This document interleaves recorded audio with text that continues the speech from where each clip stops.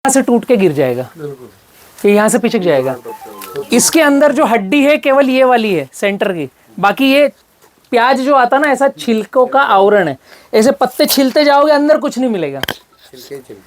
अभी आपने 6 महीने की उम्र के बाद नया बच्चा रखा तो ये एटलीस्ट 2 से 2.5 महीने तक छोटे पत्ते देगा, तीसरे महीने बड़ा पत्ता देना चालू होगा और 6 महीने के 1.5 महीने बाद जब फ्लावरिंग आएगी तो इसका पत्ता कम होगा और इसका पत्ता बढ़ेगा।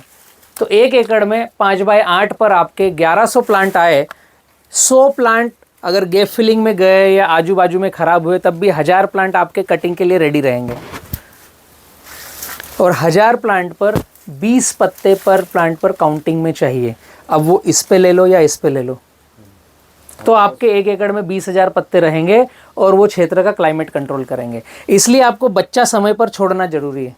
अगर इसको नहीं रखोगे तो ये जो इसने जगह कवर करी, ये जो जगह कवर करी, ये जगह कवर होगी नहीं और प्रतिदिन ये डल होगा, आपके खेत के अंदर धूप ज़्यादा घुसेगी और पौधा यहाँ से कमर से टूटेगा। केले में जिसने बताया कि मेरा पौधा टूट रहा है, मतलब 2-3 कारण होंगे उसके यहाँ।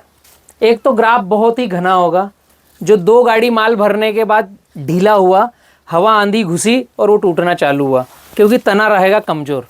इस तरह का सराउंड ग्राफ होगा तो ये टूटेगा नहीं। ये कब टूटेगा? जब आपका बच्चा नहीं होगा, फिर जगह बड़ी हो गई, फिर धूप अंदर घुसी और पत्तों की संख्या कम हुई तो यहाँ पर धूप ज़्यादा हैमरिंग करेगी और वजन के कारण ये पत्ता यहाँ से पिचकेगा,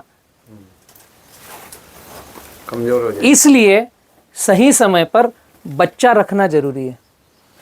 इसके बेनिफिट्स आगे आपकी फसल को है। एक तो बच्चा रखोगे, टूट गिर पड़ नहीं होगी, क्लाइमेट कंट्रोल होगा। दूसरा, बच्चा रखा तो ये माल कटने के बाद अगले 6 महीने में दूसरी फसल रेडी है। ये दूसरा बेनिफिट है। अगर हम ये माल कटने के बाद रखेंगे तो फिर 1 साल लेगा। अभी हमने 1100 पौधे लगाए हैं, बट कंडीशन अप्लाई है कि कम साइकिल का पौधा लेंगे तो ही आप बच्चा जल्दी ले सकते हो। लैब में जो प्लांट की कम साइकिल है उसको आप खेत में ज़्यादा साइकिल ले सकते हो। ये साइकिल हो गई सेकंड, फिर थर्ड, फिर फोर्थ, और हमने जो ये डिस्टेंस रखी है कम से कम यहाँ 8 बार हम फसल ले सकते हैं, क्योंकि अब ये 1 फीट पूरा खसक जाएगा ना खेत पूरा, अगली बार फिर 1 फीट खसक जाएगा। तो लाइन से लाइन 5 और पौधे से पौधा जो 8 फीट रखा है, ये आपका पूरे प्लॉट को 1 फीट हर कटिंग पे खसकाएगा। हम केले की फसल सुनते हैं तो बात करते हैं 1 साल की फसल है, बट ये अगर हमने टेक्नोलॉजी अपनाया, इस तरह का हमने प्रोग्राम किया, तो पहली फसल हम 10 से 11 महीने में लेंगे, ठंडी रही तो 12 महीने, दूसरी फसल 6 से 8 महीने में लेंगे। आपकी 1.5 साल में 2 फसल, 2 साल में 3 फसल, तो आपका जो आउटपुट है डबल होता है। वो 2 साल में 3 फसल होगी। अभी पहली फसल का अंतिम जी आपका खर्चा अभी तक का क्या गया है इस केले पे? मार्च एंड तक 72 रुपये था पर पौधा 72। और अभी इसमें फ्रूट केयर कर रहे हो, बंच कवर लगाएंगे, फ्रूट केयर का मिलाकर सब कुछ कंप्लीट 80-82 रुपये में हो जाएगा। 85 मैक्सिमम जाएगा पर प्लांट। यस, वो एक्यूरेट है। वो एक्चुअली हम क्या करते हैं, हाँ प्लांट पौधा, फर्टिलाइजर, लेबर पेमेंट और अभी माल कटने तक का इसका आपने एक एवरेज जोड़ लिया 85 रुपये। मेरे हिसाब से देखा जाए तो 70 में कंप्लीट होता है, क्योंकि जो मैंने मल्चिंग के लिए लगी है भैया, हाँ, यहाँ वाली मक्का नहीं है। यहाँ की मक्का तो क्या है कि गिर गई थी तो सुअरों ने बर्बाद कर दिया। अच्छा, तो उसको तो निकाल के बाहर फेंकना पड़ा। ये जो 2 एकड़ पास में मक्का लगाई थी उसका लेबर कॉस्ट पर मैंने इसमें गोकृपामृत के लिए गड्ढा बनाया। वो तो सब खेत में किया है, जोड़ना चाहिए, हमने सही जोड़ा है, कोई दिक्कत नहीं। 85 रुपीज़।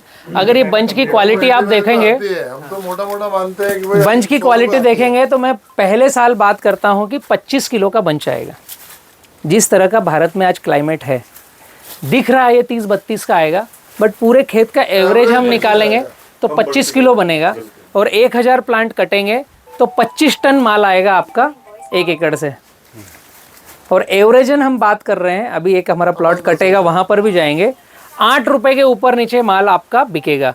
20, 22, 25 में भी बिका है, 3 रुपए में भी कभी बिकता है। वो एक 8 से 15 दिन का पीरियड आता है 3 रुपए 4 रुपए का, कि आंधी तूफान आया, सब माल गिर गया, तो उस दिन कोई व्यापारी माल लेता नहीं। तो उस दिन का रेट रहता है आपका 3 से 4 रुपए का, तो वो एक सप्ताह का रहता है। वो हर फसल में होता है। वो हर फसल में होता है, लेकिन एवरेजन आपको 8 से 10 रुपए का रेट मिलता है। 25 टन माल 1 एकड़ का आपका 2.5 लाख का होता है। 1 लाख का खर्चा होता है। और हम बात कर रहे हैं 85 रुपए पर पौधे का, मतलब 1 लाख रुपए एकड़ का खर्चा और 2.5 लाख का आउटपुट, मतलब 1.5 लाख रुपए आपकी पहली फसल में रिटर्न बना। अभी सेकंड की अगर बात करेंगे तो ये 8 महीने में फिर आपके पास रेडी है। अब साल की बात नहीं होगी, अब आपकी हार्वेस्टिंग की बात होगी कि अगली कटिंग 6 से 8 महीने में।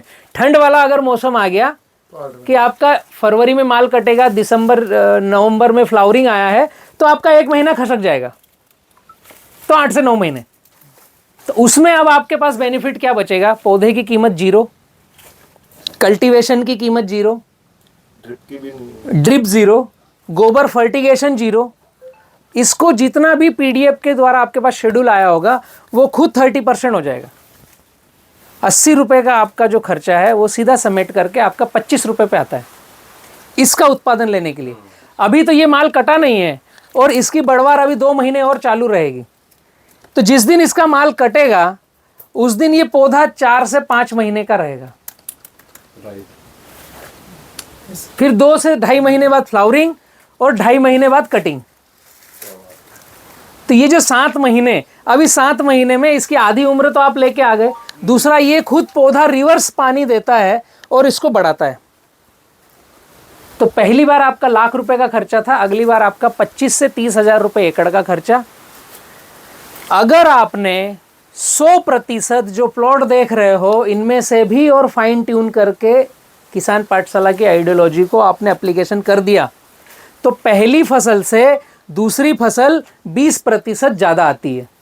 ये केले का कहना है, मेरा कहना नहीं है।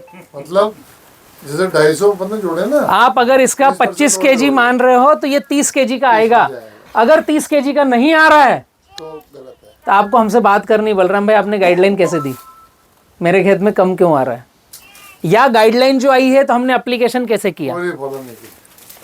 या पानी का पीएच ज़्यादा है, या टीडीएस ज़्यादा है, या ग्राफ में गड़बड़ी है, कहीं ना कहीं कोई ना कोई चूक मिलेगी। बाउंड्री पर गन्ना घास नहीं है तो लू आ गई।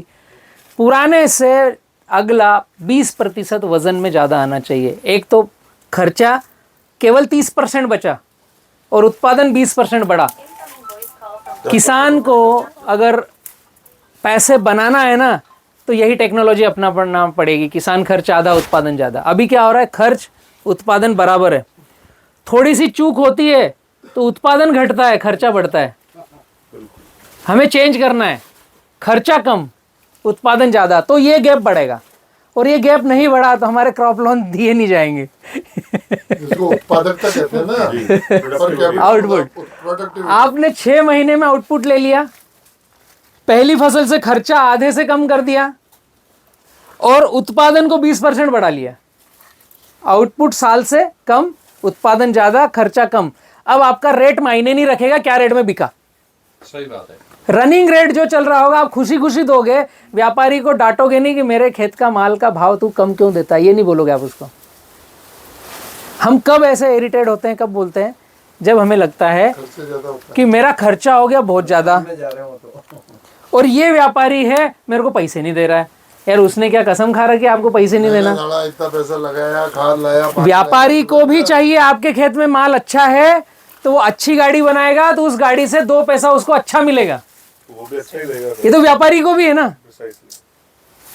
बात सिंपल सी, हम व्यापारी पर दोषारोपण करने की बजाय अपने अंदर झांकना थोड़ा चालू करें, उसके अलावा कुछ नहीं। जिसके खेत में व्यापारी ने वापस जाकर फोन किया एक गाड़ी बनाने के बाद कि भैया आपका माल कटिंग आ गया होगा, फिर से मैं गाड़ी लगाने वाला हूँ, मतलब आप समझ लो कि आपका माल अच्छा है। अच्छा है, उसने उसमें मजदूरी की है। और आपने 10 दिन 15 दिन हो गए, व्यापारी का फोन आया नहीं, आप 2 बार फोन कर रहे हो, व्यापारी बोल रहा है काका मैं चौराहे पे हूँ, घर जाके बात करता हूँ। मतलब समझ लो आपका माल कमजोर है, अपने अंदर झांको। अपने माल में उसने कोई कमाया नहीं है। फ्रूट केयर की मैं विधि बतलाता हूँ, आइए। ये अभी आपको इस बंच पे दिखेगा कि कैसे इन्होंने पंजे कम किए हैं। ये जो एक पत्ता है फ्रूट केयर,